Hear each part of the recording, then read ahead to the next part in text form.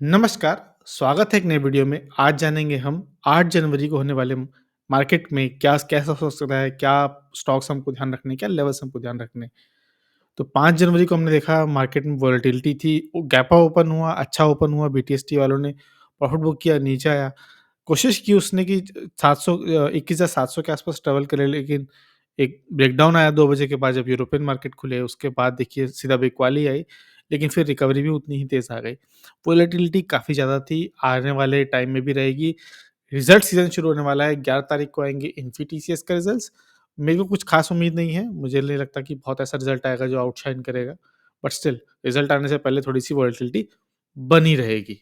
और सिर्फ यही नहीं, फ्राइडे को यूएस का भी अगर स्टॉक मार्केट देखोगे, तो उसमें भी काफ़ी वोलेटिलिटी थी, ऊपर गया, नीचे आया, ऊपर आया, नीचे आया। तो ये ट्रेडर्स का मार्केट होता है जो अ, टॉप पे जाके सेल भी कर देते हैं, नीचे आके बाय भी कर लेते हैं।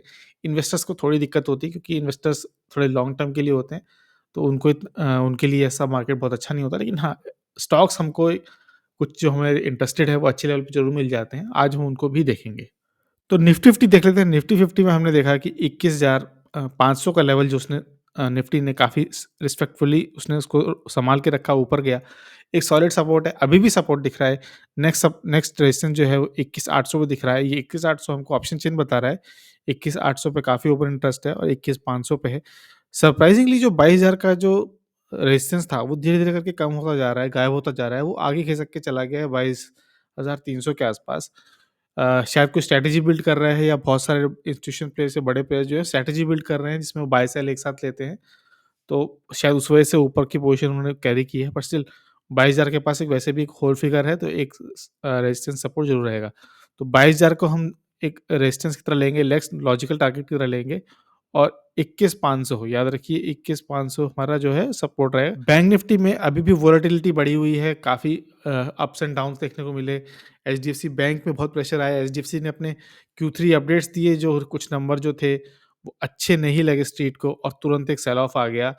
बट एचडीएफसी आजकल, मैंने ट्वीट भी किया था कि एक नया वो मीम बन गया है, नया आईटीसी बन गया है, जो कहीं मूव नहीं कर रहा है। अगर आप लास्ट 1 साल का एचडीएफसी बैंक देखोगे, तो 4% का गेन है, वो भी वाइप ऑफ हो चुका है। तो एचडीएफसी बैंक जैसे हम देख पा रहे हैं, लास्ट 1 साल में सिर्फ 5% गवर्नमेंट दिया है। मार्केट का बेतहाश जो सबसे बड़ा प्लेयर है, बैंक निफ्टी का सबसे बड़ा प्लेयर है, मूव नहीं दे रहा है। मीम्स बनने भी शुरू हो जाएँगे। एक टाइम आईटीसी में भी यही हुआ था। अगर आपकी इन्वेस्टमेंट आपकी लॉन्ग टर्म की बने रही है, जिस तरह डबल हुआ है आईटीसी, एक आगे चल के ये भी हुआ, तो आपको फ़ायदा ज़रूर मिलेगा। आ जाते हैं नौकरी पर, यानी कि इन्फो एज। इसको भी हम देखेंगे, कंपनी जो है वो मिड टियर कंपनी है। अब प्योर वो एक नौकरी डॉट कॉम पे नहीं डिपेंड करती, इसने बहुत सारे इन्वेस्टमेंट भी किए हैं, ज़ोमैटो है, पॉलिसी बाज़ार और भी बहुत सारे हैं। तो एक इन्वेस्टमेंट फर्म की तरह हो गई है, लेकिन इसके स्टॉक में भी अच्छा मूवमेंट आया है। देखिए लगातार हाई हाई बना रहा है और अपने रिसेंट हाई के एकदम टॉप पे चला गया है। अच्छी वॉल्यूम भी दिख रही है इस लेवल पर, इंटरेस्ट भी दिख रहा है और अपने लेवल जो है उसको भी ब्रेक कर दिया। अगर आप यहाँ मूविंग एवरेजेस लगाएँगे, तो इस तीनों के ऊपर है, अच्छा खासा है, बट फिलहाल हम यहाँ मूविंग एवरेज ना देखकर हम इसको कन्वर्ट कर लेते हैं वीकली चार्ट पे। जब हम वीकली चार्ट पे कन्वर्ट करेंगे, तो हमको क्लियरली बहुत सारे जो चैनल्स हैं वो क्लियरली दिख रहे हैं। एक लेवल जो था यहाँ पर था, जहाँ पहले भी कई बार सपोर्ट लिया है, वो रेजिस्टेंस की तरह काम किया इसने। रेजिस्टेंस इसने ब्रेक किया, रीटेस्ट और फिर मूवमेंट। नेक्स्ट लेवल रेजिस्टेंस जो था वो यहाँ पर था, देखिए यहाँ पर भी इसने कई बार रेजिस्टेंस फेस किया है। इसने इस लेवल को भी ब्रीच कर दिया दिसंबर के एंड में। अब जो अगले लेवल को टकराने की कोशिश में है, वो है 5441। यहाँ पर देखिए रेजिस्टेंस काफ़ी इसको मिला है, यहाँ सपोर्ट देने की कोशिश की है। तो अब यहाँ पर भी ये इसको रीटेस्ट करेगा, इसको ब्रेक करेगा, फिर अगली जर्नी स्टार्ट इसकी करने की प्रोबेबिलिटी है। अगर इसको इसको ब्रीच कर लेता है, तो नेक्स्ट टारगेट जो है वो 66699 के आस-पास होगा। समझ लीजिए कि 6700 के पास अगला जर्नी इसकी स्टार्ट हो सकती है। अगर आप वीकली बेसिस पर भी मूविंग एवरेज लगाएँगे, तो देखेंगे कि 200 डेमा का सपोर्ट लिया इसने, वेमा का सपोर्ट लिया, एक्चुअली वीकली है। अब जो 50 वीकली एक्सपोनेंशियल है, उसने 100 को भी कट कर दिया और एक अपवर्ड जर्नी पर है। अच्छा टारगेट है, अच्छा स्टॉक है, ये ऊपर ज़रूर जा सकता है। देखिए 2 तरह के हमको पैटर्न्स दिख रहे हैं यहाँ पर। एक तो आप या तो आप इसको इन्वर्टेड हेड एंड शोल्डर मान लीजिए, अगर आपको लगता है ये ठीक है। नहीं तो आप इसको इस तरह से एक एक कप और एक हैंडल का ब्रेकआउट आप ले सकते हो। दोनों में से आप किसी भी तरीके से लोगे, तो आपका जो टारगेट बनेगा चार्ट पैटर्न के बेसिस पर, वो आप कैलकुलेट कर सकते हो। नेकलाइन से इसकी जो सबसे इसका जो बॉटम पॉइंट है, वहाँ पे आप इसको प्लेस कर दीजिए। इसको आप क्लोन कर लीजिए। क्लोन करने के बाद जो आपने क्लोन किया हुआ जो आपकी लाइन है उसको आप प्लेस कर दीजिए कप एंड हैंडल के ऊपर। देखिए 6400 के आसपास दिखा रहा है। अभी भी मूवमेंट है इसमें अगर पॉजिटिव चार्ट है। अगर आपको लगता है कि नौकरी डॉट कॉम एक एक नौकरी डॉट कॉम या इन्फो एज बेसिकली एक उसमें 20% 21% का ऊपर स्कोप है, तो उस तरह से आप एनालिसिस कर सकते हो। याद रखिए कोई भी बाय सेल रिकमेंडेशन नहीं है, सिर्फ़ ये एक प्रैक्टिस है, एक एक्सरसाइज़ है सपोर्ट रेजिस्टेंस ढूँढने की, अच्छे लेवल्स पता आइडेंटिफ़ाई करने की। नेस्ले इंडिया का स्टॉक स्प्लिट हो चुका है 1:10 था। 1 स्टॉक के बदले आपको 10 स्टॉक मिलेंगे। तो जिनके पास पहले से था उनके पास 1 रहेगा, 7 से 10 दिन के बाद हो सकता है उनके पास बाकी 9 स्टॉक ऐड हो जाएँ। तो फिलहाल अ, स्टॉक स्प्लिट के बाद अच्छी खासी प्रॉफिट बुकिंग आई। मैंने सिंबॉलिक तौर पे एक ले लिया है। आपको लेना हो तो आप लीजिए, लेकिन देखिए नेस्ले जो है वो ये जितना भी इसका मूवमेंट है ये रिजल्ट बेसिस पर नहीं है। एफएमसीजी के रिजल्ट्स आ रहे हैं, मरिको का आया, डाबर का आया और उन सब रिपोर्ट्स में हमने देखा कि जो अभी रूरल जो बाइंग है वो अभी नहीं दिखाई दे रही है अनफॉर्चुनेटली। इसीलिए डीमार्ट की भी पिटाई हुई। मुझे लग रहा था कि थोड़ा-सा मूवमेंट आएगा, लेकिन आया नहीं। लेकिन सबकी रिपोर्ट में ये है कि सीक्वेंशियल बेसिस पे उनके प्रॉफिट्स बढ़े हैं, उनकी सेल्स बढ़ी है। लेकिन रूरल ग्रोथ जो है वो अभी रूरल सेल्स जो है वो अभी नहीं दिख रही। तो पूरे-पूरे चांसेस हैं कि ये अपनी इस सपोर्ट लाइन पर आ जाए। ये सपोर्ट लाइन कुछ नहीं है, ये वीकली बेसिस पे हमने इसको ड्रॉ किया इस तरीके से, तो हमको ये लाइन दिख जाएगी। तो हो सकता है कि इस लाइन के आसपास 2400 के आसपास ये स्टॉक आने की कोशिश करे। अगर ये यहाँ पर आता है तो फिर एक चंक बाय करेंगे। फिलहाल सिंबॉलिक तौर पे एक मैंने परचेज़ कर लिया है, ताकि मेरे चार्ट्स में दिखे, मेरे ध्यान में रहे, मैं निकले ना मेरे ध्यान से। आरती ड्रग्स देखिए फार्मा और केमिकल सेक्टर में सेक्टर रोटेशन हो रहा है, उसमें हमको इन्वेस्टमेंट आता हुआ दिख रहा है। तो आरती ड्रग्स हमारे पास पहले से ही पड़ा हुआ है। देखिए इसका जो सपोर्ट है वो धीरे-धीरे ऊपर खिसकता जा रहा है। तो बेसिकली ये हायर हाई बनाते जा रहा है और ये एक अप ट्रेंड की निशानी होती है। हायर हाइज़ हायर लो बनाता है तो अप ट्रेंड की निशानी होती है। तो क्लियरली एक अप ट्रेंड बना रहा है। उसके अलावा इसने अपने 100 EMA के ऊपर रिकवर किया, 50 के ऊपर और अब 100 के ऊपर आ गया है। तो एक अच्छा सिंबल है, तीनों मूविंग एवरेज के ऊपर आ गया है। और सिर्फ डेली बेसिस नहीं, अगर आप इसको वीकली भी कन्वर्ट करोगे, तो वीकली बेसिस पर भी आप देखोगे कि इसने तीनों मूविंग एवरेज के ऊपर क्लोज़ किया है। तो देखिए यहाँ पर कुछ हमारे पास लेवल्स मैंने ड्रॉ किए हैं। अ, इस लेवल पर आपको दिख रहा है कि इसको रेजिस्टेंस मिला, फिर इसने वापस एक बार रीटेस्ट किया, दूसरी बार कोशिश की, तीसरी बार आने की कोशिश की, नहीं हुआ, फेल हो गया, नीचे आया, रिकवर किया। गैप अप के साथ ओपन हुआ, बहुत ही ज़्यादा हाई वॉल्यूम थी। हमको पता था कि गैप ज़रूर फिल होगा, वापस आया, रीटेस्ट लिया, ब्रेकआउट दिया इसने, लेकिन अगले ही वीक वो सारा ब्रेकआउट फिज़ल हो गया, वापस इस लाइन के नीचे आ गया। अब वापस अपना जो 530 का लेवल था, उसको ब्रीच करने पर आ गया है वीकली बेसिस पर। तो इस पॉइंट पे काफ़ी बार रेजिस्टेंस ले चुका है।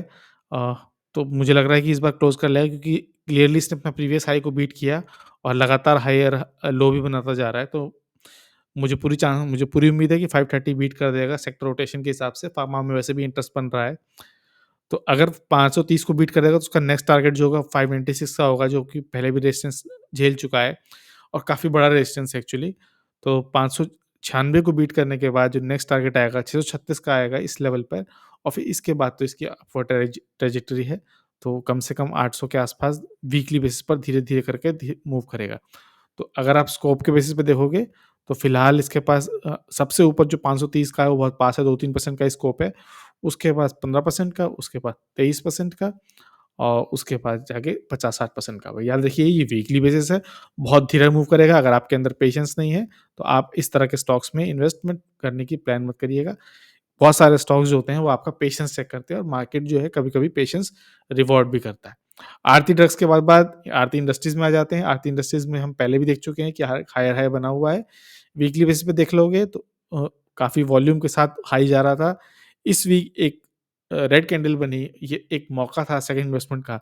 तो फ्राइडे को मैंने यहाँ पे अपनी सेकंड इन्वेस्टमेंट आरती इंडस्ट्रीज़ में कर दी।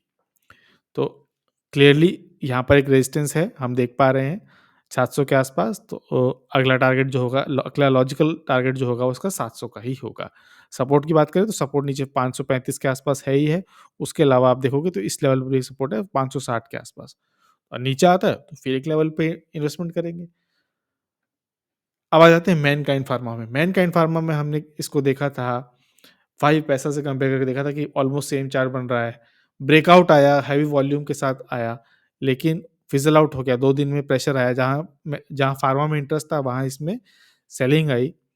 तो अब आप देखोगे कि अपने जो लास्ट छोटा-सा रेजिस्टेंस है इस पॉइंट के पास आ गया है। तो ये एक अपॉर्च्युनिटी दे रहा है फ्रेश इन्वेस्टमेंट की। अगर आप इन्वेस्टमेंट छूट गई थी यहाँ पे या आपको लग रहा है कि अब गाड़ी छूट गई, तो हमेशा ब्रेकआउट से पहले एक मौका ज़रूर देता है री-एंट्री का। तो ये वो री-एंट्री का मौका हो सकता है। अगर कल क्लोज़ हुआ इस लाइन के आस-पास, जो कि आ रहा है 2028 के आस-पास, अगर इस लाइन पे क्लोज़ हुआ तो वेल गुड, वरना इसी पॉइंट पर भी एक फ्रेश चांस होगा, एक फ्रेश अपॉर्च्युनिटी होगी एक इन्वेस्टमेंट की, इसकी नेक्स्ट जर्नी के लिए। तो मैं प्लान कर रहा हूँ इसमें इन्वेस्टमेंट करने का। अगर ये नीचे आता है तो वेल गुड, नहीं तो फिर देखेंगे और फिर अगली जर्नी की इसकी एन्जॉय करेंगे। असीलिया सॉल्यूशंस में हमने इन्वेस्टमेंट की पहले भी देखा था कि एक डाउन फ्लैग इसने बनाया हुआ था। अगर इस डाउन फ्लैग का ब्रेकडाउन आता तो कहाँ वो जाता, और ब्रेकडाउन आया भी लेकिन तुरंत ही रिकवर कर लिया, बिल्कुल देवयानी इंटरनेशनल की तरह, और वापस आ चुका है। लेकिन इसमें इंटरेस्टिंग पॉइंट ये है कि इसमें वॉल्यूम के साथ बाइंग है, और इसने अपने जो क्लोथ था, जो पोल फ्लैग का जो फ्लैग होता है, उसके ऊपर जा चुका है। तो एक रिवर्सल का सिंबल हमको क्लियरली दिख रहा है। तो इन्वेस्टमेंट हमारे ने जो इस लेवल पे की थी यहाँ पर, वो ऑलमोस्ट सही साबित हुई। फिलहाल गेन है, थोड़ा बहुत गेन है, लेकिन एक अपॉर्च्युनिटी है। वापस अपने इसके टॉप पे जाके ये जाएगा, धीरे-धीरे करके जाएगा। देखिए, एसिलिया जो है वो एयरलाइन्स को प्रोवाइड कराता है सॉफ्टवेयर सॉल्यूशंस, फाइनेंशियल सॉल्यूशंस, और जिस तरह टूरिज़्म का आजकल बूम है, उससे एसिलिया को भी फ़ायदा मिलेगा। हम देख भी रहे हैं कि खुद हमारे प्राइम मिनिस्टर काफ़ी टूरिज़्म पे जोर दे रहे हैं, गवर्नमेंट का पूरा एम्फेसिस इसी तरफ है। कैम्स की एनालिसिस की थी हमने, हमने बोला था कि गैप फिल हो गया है यहाँ पर, एक एक वॉल्यूम आ गया है, एक इंटरेस्ट हो सकता है, आपके सेकंड या नेक्स्ट जो भी आपका चंक हो इन्वेस्टमेंट का, वो आप कर सकते हो। तो 2% 1.5% का मूवमेंट भी था, एक टाइम को 2% था। तो ये बहुत अच्छा लेवल है। यहाँ पे देखिए, एक इश्यू बस ये है कि यहाँ पे एक रेजिस्टेंस भी है। इसके ऊपर से क्लोज़ करना पड़ेगा डेली बेसिस पर।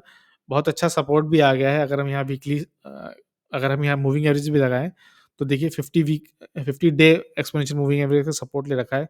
नेक्स्ट टारगेट 2900 ही होगा, फिर उसके ऊपर की जर्नी बाकी तय होगी। तो एक अच्छा अपॉर्च्युनिटी है आपको। कैम्स, सीडीएसएल, बीएसई, 5 पैसा, एंजल वन, ये सब आपको रखना है। हमने मैनकाइंड को कंपेयर किया था 5 पैसा से, तो एक बार फिर यहाँ पर 5 पैसा देख भी लेते हैं। 5 पैसा और एंजल वन किस तरह से है। तो देखिए, इस तरह से मूव किया है, इसी तरीके से कभी भी मूव हो सकता है। एंजल वन भी देख लेते हैं, मैंने ट्रैक नहीं किया इसको। इसमें भी अच्छा हुआ, लेकिन अब इसमें इन्वेस्टमेंट का देखिए मौका नहीं है। तो आप दूसरे शेयर्स में देखिएगा, बीएसई में, एंजल वन, 5 पैसा, यहाँ कहीं देखिएगा। तो मैनकाइंड को हमने कंपेयर किया था, कैम्स को हमने देखा। डीमार्ट में देखिए प्रेशर आया और इसने 200 डेमा का और 100 डेमा का रिजेक्शंस एक ही दिन में प्रूव किया, और अब जो है वो अपने प्रीवियस सपोर्ट के आसपास टिका हुआ है। थोड़ा प्रेशर आ सकता है इसमें, प्रॉफिट बुकिंग एग्जिट का भी टाइम आ सकता है। देखेंगे मंडे को किस तरह से रिएक्ट करेगा, फिर देखेंगे। केफिन टेक भी कैम्स की तरह ही है। एक अच्छा लेवल हमने ड्रॉ किया था, यहाँ पर हमको इंटरेस्टिंग पॉइंट था। या अगर आप कर रहे हो, वेल गुड। मैं तो 3-4 बार इसमें इन्वेस्टमेंट कर चुका हूँ। आगे नई चंक का देखेंगे।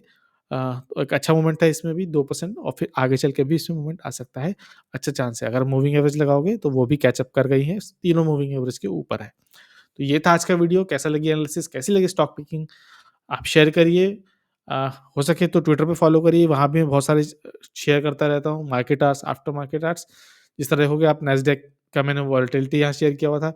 एप्पल, अगर आप इंटरेस्टेड हो फॉरेन में बाय करने के लिए, तो आप एप्पल को देख सकते हो, कितना ज़बरदस्त ब्रेकडाउन आया है।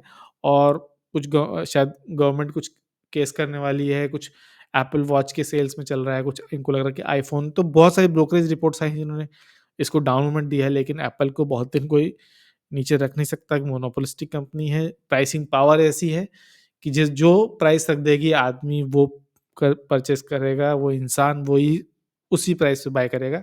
चाहे फ़ोन हो, वॉच हो, ईयरपॉड हो, अ, लैपटॉप्स हो, मैकबुक, जो भी इनके प्रोडक्ट्स हैं। तो इसी तरीके की एनालिसिस और स्टॉक जानने के लिए प्लीज़ फॉलो करिए, शेयर करिए, लाइक करिए। छोटे चैनल को हेल्प करिए ग्रो करने में। वीडियो को देखने के लिए बहुत-बहुत धन्यवाद।